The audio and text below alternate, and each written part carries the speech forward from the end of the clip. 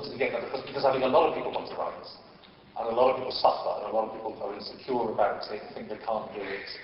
And part of what we sort of say, look, everyone feels like that. Every writer, every successful writer I've ever met also feels like that. So don't think you're alone in that. It's like, you only have to think, right, if you've never written anything but you want to write something, you only have to think how hard it is if you have to write a thank you letter. You know how people will put that off for 3 weeks when you're a kid, or when you go up a letter of condolences or something. You know, you sit there with the 5 things you want to say, but you don't say. You know, you sit there and what do I say? That's, you know, everyone in the world has done that. And it's exactly the same for professional writers. It's like there's that blank space, the 5 different things.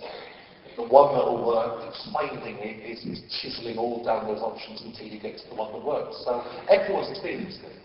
Describe some of the emails to us in there, because I mean, it's amazing watching it, because it is just you, all the ideas just dropping into place about the series as you're going along. You're kind of going, oh, I'm going to invent a new companion, and she's going to have to have been jilted and kind of lonely, and she's going to be kind of a bit angry and a bit feisty, and then suddenly you start realising that it could be done a noble, and you just see all the little bits sort of slotting in place. Yeah, that's what I'm trying to get to. The question you always ask is where do you get your ideas from? There's no writer who can ever answer that properly. But that's what when Ben started the correspondence, that's what I got into. I thought maybe you can actually try to capture, you know, because all people see are the finished scripts. There's a lot of script books out in the world that are finished.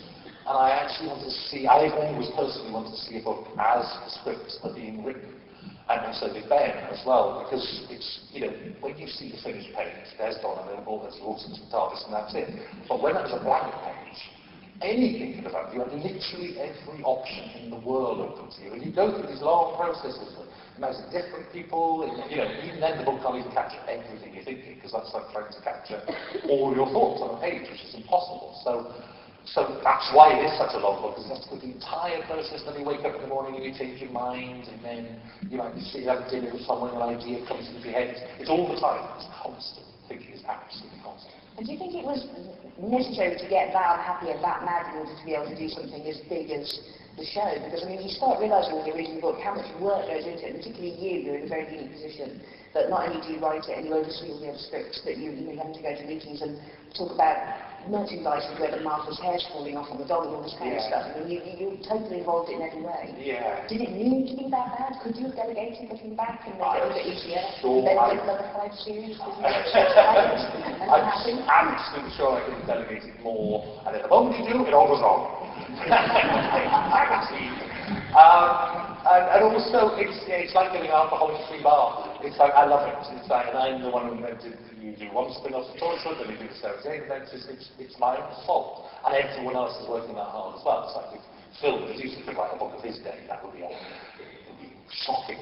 It's full of terrible language and abuse and slander. But he'd be there at 2 in the morning as well. It's like, it's sort of, I've got a lot of that. People say to me, oh, I have no idea you work so hard. I seem to know a lot of people in television work that hard. It's like my mate took over Coronation Street a few years ago. He ran it for 3 years. So he moved back to Manchester, and on his first day at work, he realised that I was on his route home. My house in Manchester was his route home. So it's got to pop in for a cup of tea. Lovely. I never saw him. 3 years passed by, you see, I didn't have an email or a text or a visit or anything, but this was that busy. It is, especially on the big popular shows, but just even the unpopular shows, we're working just as hard. You know, it's a very, very busy job, and if you're the sort of person who likes that, actually, and I do like it, no matter how much I know in the book, then it's laughing. And now everybody knows how much hard work it was, and everyone's emphasised, so that's really important, I guess. Yeah, I suppose. You know, I'm a little bit embarrassed about that in a way. I go, oh, you work so hard because everyone else does. It's like that's why I love television. It's funny. It's like Captain Fleck. It was a great show. She published a column with the magazine recently. She's just done a bit of reality television, and I was really surprised at this article because she'd gone to TV for the first time, and the whole article about is how surprised she is that the people working on behind the scenes on these shows are so nice. And so enthusiastic, and so hard-working, and so into the show, so loving it. And, you know, while it was a great article, I was actually shocked that she seriously thought they were all cynical, nasty, selfish people. Yeah. Of course they were, you know. I was really surprised, you know, you sort of realise how that A.A. Gill view of people working television, that they're cynical and uncaring, how prevalent that is actually. And it's not. It's full of course there's some idiots, but there's in every job. It's full of really, really hard-working people because it's a team industry. It wouldn't survive if everyone didn't work together. Although it is a team industry and a team job, obviously, on Doctor Who, you are one of the very rare few writers that people do recognise. You know, and Paul Abbott could come on here naked, and most people would not know who he was, but you do get recognised. Yes,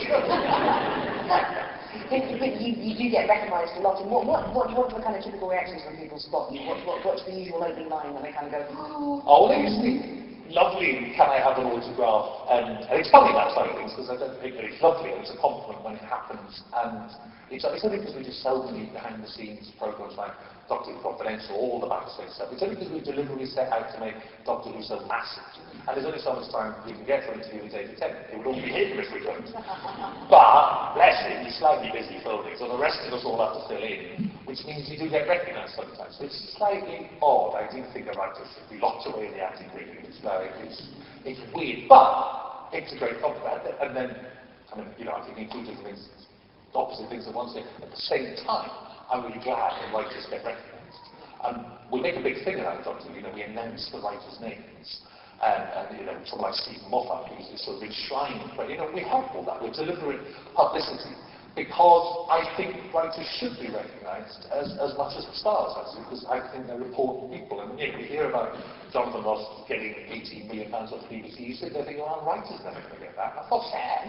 Oh, no, I want more money. But you know, it's like actually, well, all right, we're that. But you know, it's sort of like we are important. I do believe in the job, and I do believe it's the engine of the show. So I'm caught in a trap of my own making there, in that I'd rather disappear. And then you go and write a book and sit in front of 2,000 people saying, I'd rather disappear. I was around.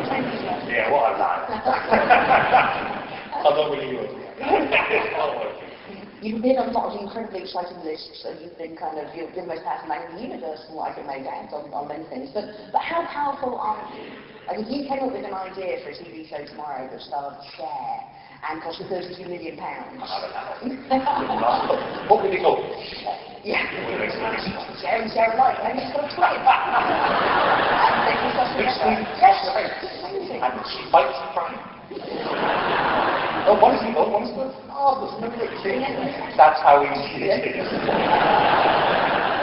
That book could be 1 page long, really. It's hamster. I mean, can you make anything happen now? Is there a limit to your dreams? I'm lucky in that, well, I've worked hard, so I'm lucky in that I can walk into any office, the commissioner's office, to talk about that idea. But I think there's absolutely no one in here or in America who can just guarantee that something gets made simply because they exist. Because at the end of the day, that's good, because at the end of the day, it's money. It's like if you walk into ITV saying, and you know, well, ITV, get in touch, they would like to work for me, I've done stuff for them before, I'd love to work for them, and they do say, oh, come and work for us. But that's all very well. At the end of the day, if I work in there with a new idea for 6 parts, that's 6 million quid. That actually means them sitting there and handing over 6 million quid to make it. So actually, no one is that friendly.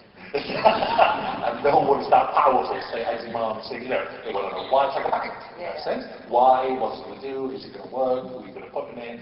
Who's your workforce? That sort of stuff. So, and that's healthy, I think. I think it's an unhealthy system if I can just get anything made. My God, this show's not enough. Late night television, there was every evening in the country. I can't think of it. But casting couch, I must have seen it. But if you are sitting down there and you're a young writer who's never anything on you, I hate the word I'm saying, because you know how easy it is for me at the same time. So I know how lucky I am. Well, talking of writers hating you, one of the things that comes in the book is that you turned down doing Star Wars, doing the next series of Star Wars. Well, imagine how amazing Star Wars, written by Russell, would be. I mean, just be, what are you doing? All I can say that meeting George, because I think it was probably George Lucas's preach or something, you know, it's like, sitting down, I didn't have time to go to London, so he looked at me as if he get out, this is going to ruin my empire. But, he's ruined. But, no, you know, at the end of the day, it's like, again, and I love Star Wars films, and they are doing the TV series, and I know some of the people working on it, it's going to be marvellous by all accounts, but again, to do twice in a row to do someone else's science fiction program that you wouldn't properly own, I just thought, yeah, it's enough of that. I suppose one of the things I admire most about you is your incredible modesty, not in person, because you do crack on about how wonderful you are at every single occasion, but within